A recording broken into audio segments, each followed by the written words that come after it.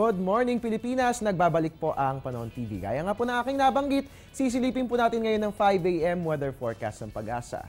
Gaya nga po na nabanggit ni Mr. Pura kanina, easterlies pa rin po ang dominant na weather system na nakaka-apekto sa ating bansa. Nakikita nyo po, no, galing po ito sa Pacific Ocean. So ang daladala po nito sa atin ay mainit na panahon. At bukod sa mainit na panahon, no, may dala rin po itong mga kaulapan. At gaya nga po na ating nakikita sa ating MTSAT image rin, no, magiging maulap nga po dito po yan sa may Central Visayas, ganun din po sa Leyte, at ganun din sa Mindanao. So dahil nga po magiging maulap, asahan po natin ang light to moderate rain showers and thunderstorms sa mga nabanggit na lugar. Habang dito po sa atin sa Metro Manila at sa natitirang bahagi ng ating bansa, no, magiging maganda naman po ang lagay ng ating panahon. Pero ganun pa man, ipagandaan pa rin natin ang isolated rain showers and thunderstorms. At yan nga po nga asang lagay ng panahon ngayong araw ng linggo.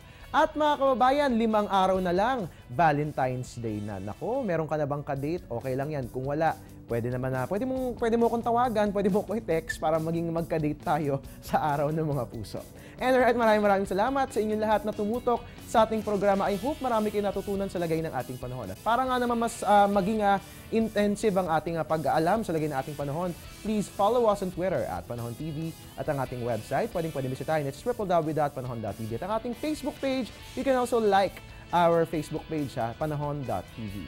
At umulan o umaraw man, I'm the man. I'm your weatherman, Harry Bayona, nagpapaalalang tiwala lang. May tamang panahon ang bawat pagkakataon natin. Kahit nakatutok, dito lamang yan sa Panahon TV, kung saan walang pinipiling panahon ang pagbibigay impormasyon. Good morning! Ang programang ito ay hatid sa inyo ng Air 21. Sagot ko, padala mo.